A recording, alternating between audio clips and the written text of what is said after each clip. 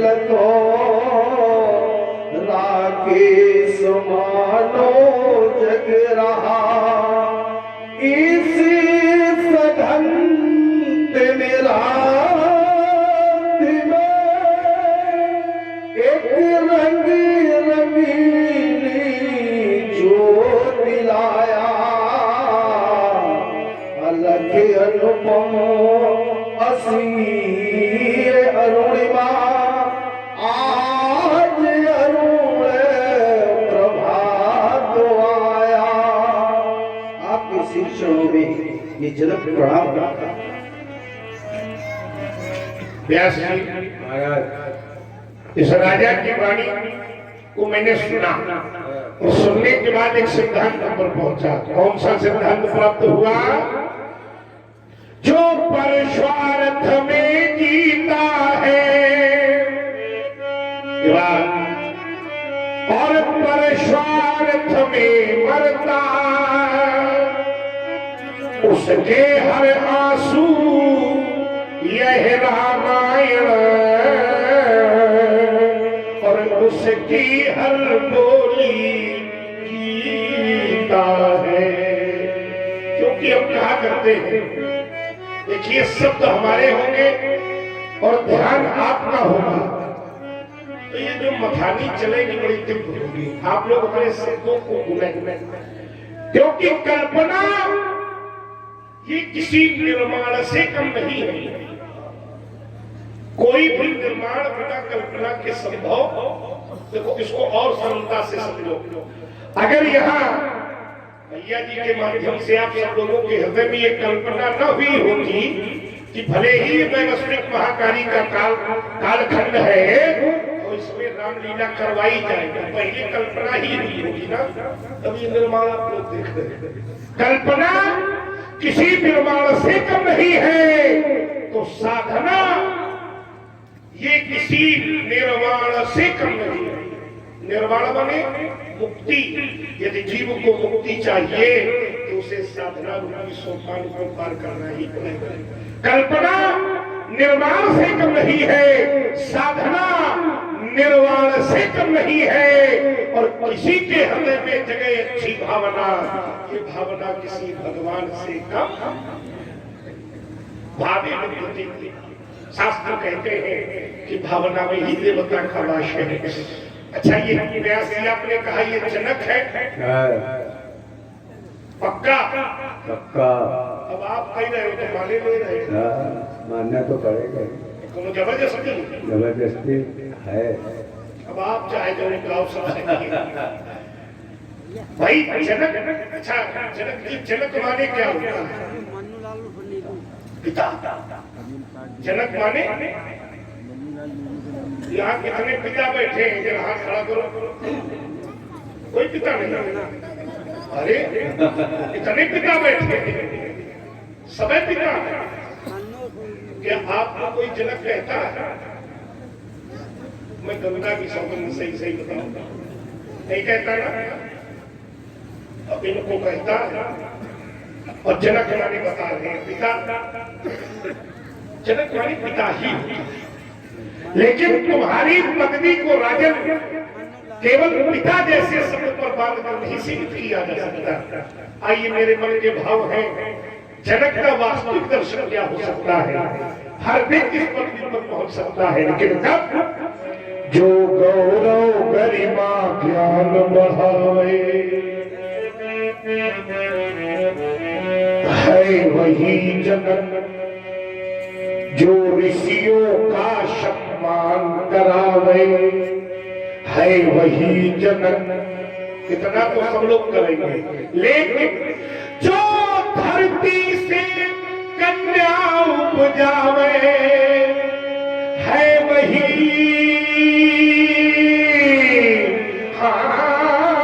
जनक। और जो घर बैठे भगवान बुला रहे थे है वही। क्या हो गया? जिसमें इतनी सामर्थ्य हो कि जो घर बैठे भगवान को भी आहूत कर ले, उसका नाम जनक। अब ये हाथ जोड़े खड़े हैं, पंडित जी हमें आशीर्वाद दे, आशीर्वाद देते, क्योंकि तुम केवल राजा होते तो हम तुम्हें आशीर्वाद प्रेषित करते, तुम तो योगी भी हो और योगी का जीवन समत्व का होगा। चलिए फिर भी तुम्हारे लिए एक निर्देश है राजन, और वो निर्देश क्या है? अच्छा, निर्देश क्यों दे रहे हैं? क्योंकि हम सब राजा तो बैठे हो, राजाओं की भीड़ है, तो राजाओं के विषय में कुछ टिप्पणी कर दे। तुम सदा प्रजा की सेवा करना। पहले के जो राजा होते थे वो वास्तविक प्रजा के सेवक होते थे। महाराज देव जैसे लोग होते थे जो प्रजा के पालन के लिए सब कुछ प्रजा को खिला देते थे और स्वयं 50 वर्ष तक भूखे बैठ करके प्रजा की रक्षा करते। पहले वास्तविक राजा सेवक होते थे, और आज राजा बनने के बाद सेवक नहीं होते, तो राजा बनने के पहले तो बहुत सेवक होते। देखो समय भी आ रहा है, देखे छुए का है तो ठीक, नहीं छुए तो अब चूंकि नाटक कर रहा है ना, तो उन राजाओं से भी हमारा कहना है कि तुम सदा प्रजा की सेवा करना, निज धर्मों का पालन करना, फिर आए अगर व्यवधान कभी उन व्यवधानों से तुम मत डरना, और डर गए ना तो जा सुराज प्रिय प्रजा दुखारी। आगे वाली सोन अमस नरक अधिकारी।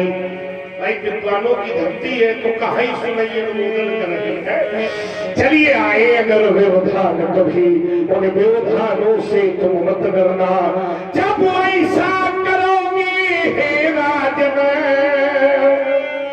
तो तुम्हारे यश के फूल खिलेंगे, तुम्हारे यश के फूल खिलेंगे, और है आशीष हमारा तुमको कि तुम्हें घर बैठे भगवान मिलेंगे। जाओ तुम्हारा कल्याण हो, शुभाशीष कल्याण बदागी प्रणाम कदाम।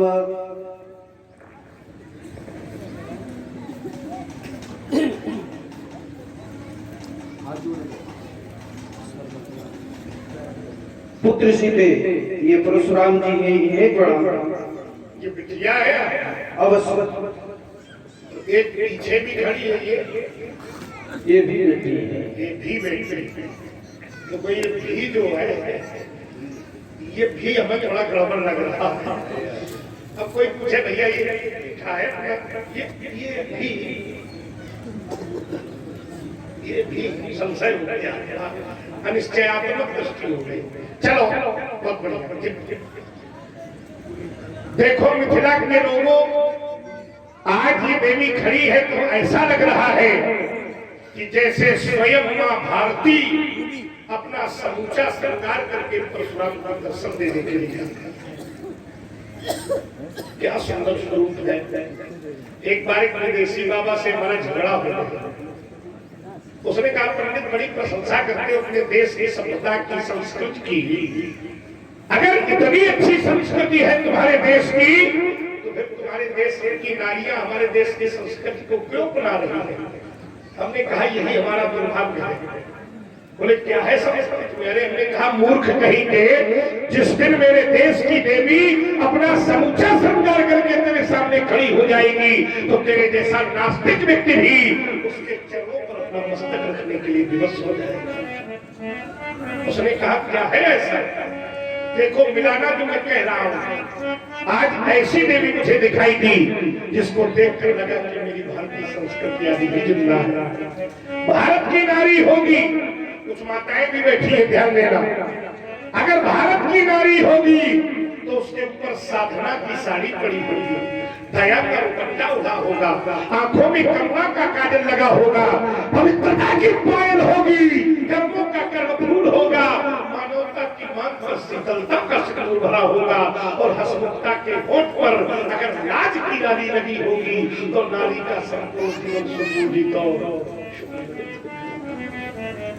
आज मुझे लगा लेकिन एक और संशय है, इतनी दिव्य बालिका, संसार की मां में वो सामर्थ्य नहीं है जो इतनी दिव्य बालिका को जन्म दे सके। ये हमें जाई हुई नहीं लग रही, मिथिलावासियों, ये जाई हुई नहीं लग रही। देखो भैया कह रहे पाई हुई, अरे वाह, हम मिथिला के तो जानते हैं क्यों भाई जनक, ये जाई हुई नहीं, तुम्हारी प्रजावासी कह रहे पंडित जी पाई हुई है। ऐसा ही है तो हमें गीत के माध्यम से तुमसे पूछे ले रहे हैं। भूपति तुम्हारे भवन भगीरथ, यह गंगा सी लहराती,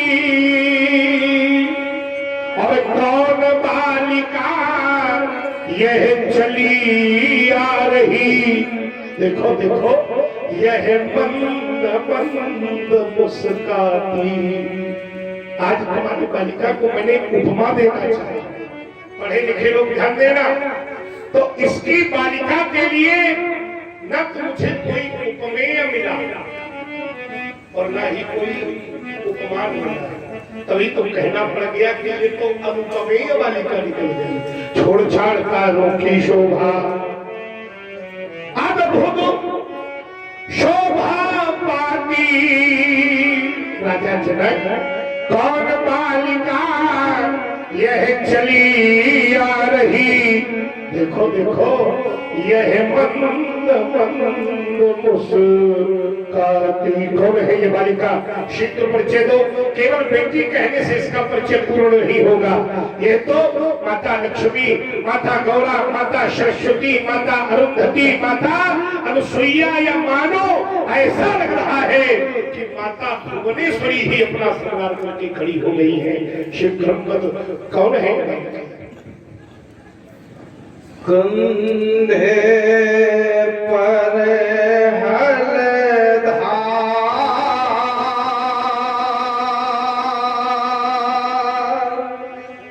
कृष्ण वन में ज्योति धरती, ये अकाल की ज्योतिरास समा, तो सम्मुखो प्रणाम करती, लाज छत्र का स्वर्ण महल था, और प्रसव सुने नारानी, कृषक बना था स्वयं मुने, सीता की ये वही बालिका है। हल चलाया तुमने, अवश्य स्वर्णिम हल चलाया, अवश्य। हल कहाँ से आए सोने का? तुमने बनवाया? ये निर्मित तुमने, तुम बता रहे हो वही सही होगा, लेकिन शास्त्रों में हमने ऐसा जाना है कि एक बार जब राजा अंग का एक बेटा हुआ जिसका नाम वेद था, भागवत महापुराण आप लोगों ने बहुत बार सुना होगा। राजा वेद इतना नास्तिक था कि राजा बनते ही उसने प्रस्ताव पारित किया कि न यस्तव्यम न दातव्यम न होतव्यम, ध्वजा कुचित, न कोई यज्ञ करेगा, न कोई हवन करेगा, न कोई दान करेगा। उसकी अधार्मिक प्रवृत्तियों के कारण धरती की उर्वरा शक्ति नष्ट हो गई। महात्माओं ने उसको श्राप दे दिया, वो मर गया। महात्माओं ने उसके शरीर का मंथन किया तो पहले काला सा व्यक्ति निकला, उसी से निषाद वंश की उत्पत्ति हुई। राजा बनने के योग्य नहीं दिखा, उसे गंगा किनारे भेज दिया गया। फिर शरीर का मंथन हुआ तो भगवान स्वयं महाराज पथ के रूप में प्रकट हुए, और उसी समय ब्रह्मा जी ने राजा पृथु को एक सोने का हल दिया, जिससे इस पृथ्वी की समुचित व्यवस्था को भौगोलिक आधार पर राजा पृथु ने सुव्यवस्थित किया। पहाड़ों को एक तरफ किया, सागर को एक तरफ किया, उपजाऊ भूमि को मध्य में रखा। तो वही है कालांतर में राजा पुरु के पास पहुंचा, और वही राजा इनके मित्र थे। वही हाँ, सौराष्ट्र के राजा पुरु थे, वही हम पहुंचा, और वो इनके मित्र थे। इनके यहाँ अकाल पड़ा। नहीं, तुम जो कह रहे हो वो भी सही है, लेकिन हम अपनी बात बता रहे हैं। तो सौराष्ट्र के राजा पुरु थे, वो इनके मित्र थे। अब इनके यहाँ अकाल पड़ा था, इन्होंने सोना बचाया तो होगा नहीं, सब प्रजा के लिए लुटा दिया होगा और चुरा के रखा होगा, तो नरक का गामी होगा, है ना? क्योंकि जा सुना जितनी प्रजा बुखारी सोच अवश्य नरक। तो विचार करना, तो एक सिद्धांत आया होगा राजा जनक के जीवन में कि आपत्ति काल परखिए चारी। आपत्ति काल आवे तो चार का परीक्षण कर लेना जीवन में। कौन कौन सा? बोले धीरज, धर्म, मित्र, नारी। धीरज धर्म तुमने नहीं छोड़ा। अब जब नारद जी ने बताया कि सोने का हल चढ़ाओ, तो तुमने मित्र की ओर देखा। बंधु संसार में स्वार्थ के तो सभी साथी हैं, लेकिन जो निस्वार्थ भाव से दुख में तुम्हारा साथ दे दे, वही तुम्हारा मित्र है। तब राजा पुरु ने तुम्हारे देखने मात्र से ही ये हल तुम्हारे सामने प्रस्तुत कर दिया। अब बारी नारी की थी, तुमने नारी सुनैना को, जिसने नंगे पांव कभी भूमि पर पैर नहीं रखे थे, ऐसी सुनैना को कृषक बना करके हल्का कर्षण करवा दिया, और चारों परीक्षाओं में उत्तीर्ण हुए। तभी माता धरती ने प्रसन्न होकर तुम्हारे गोद पर ये बालिका प्रेषित कर दी। ऐसा भी हमने सुना। बाकी जो तुम कहा वो सही, न कोई खाता न कोई। बाकी इस बिटिया का नाम क्या है? नाम बताइए। सीता। बड़ा नाम है, किसी दिव्य पुरुष के द्वारा ही रखा गया हो। बढ़िया बढ़िया। कभी कभी किसी का नाम बहुत अच्छा होता है, लेकिन काम बहुत छोटा। काम नाम नारायण हो और काम धंधकारी वाले कर रहे। अनुभव करो, मिलते होंगे। लेकिन इस बेटी का नाम भी अच्छा है और काम भी बहुत अच्छा होगा। व्यास जी, इस बालिका को आशीर्वाद प्रेषित करूंगा।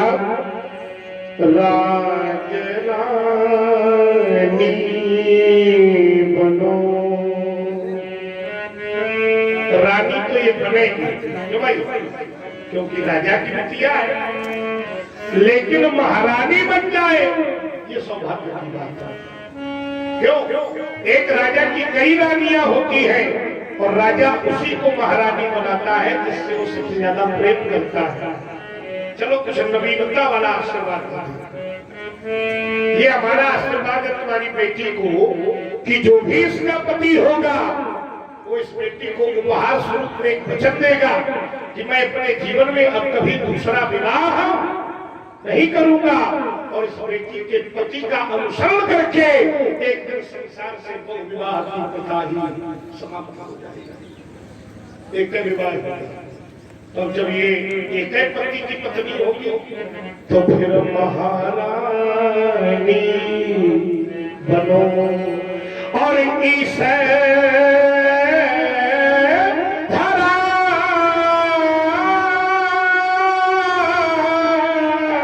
की सुभग शुभ कहानी बनो राजरानी बनो, क्योंकि तुम धरा मूर्ति हो विश्व की पूर्ति हो। तुम धरा मूर्ति हो विश्व की पूर्ति हो। साधना शक्ति हो, भावना भक्ति हो। साधना शक्ति हो और भावना भक्ति हो। गुण की खान बनो, दया दानी बनो, और इस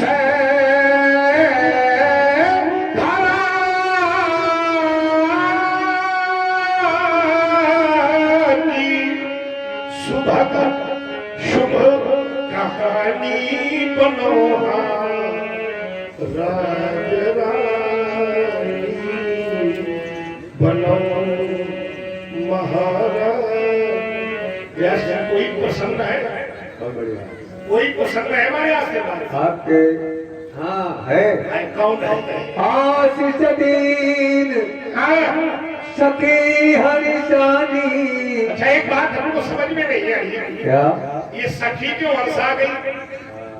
इसको तो हमने कुछ दिया भी नहीं बेचारी को, लेकिन ये प्रसन्न हो गई।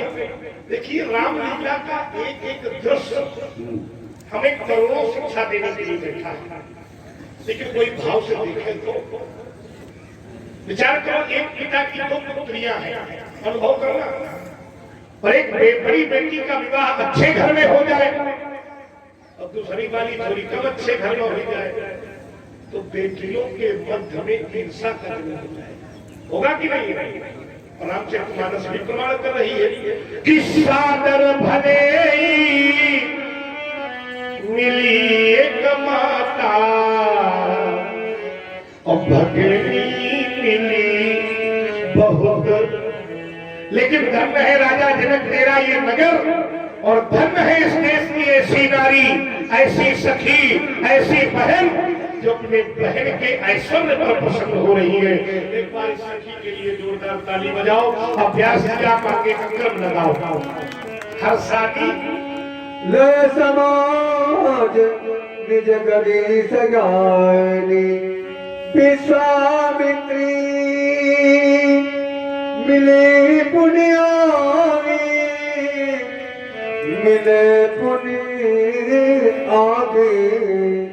हमारे बाबा भी यहाँ है क्या? विश्वामित्र तो हमारे बाबा का नाम। अरे ये उतरते चले जा रहे, गजब हो गया। वाह, आपका दर्शन असमय मिथिला में हृदय को आह्लादित कर दिया। वाह, और सभी प्रकार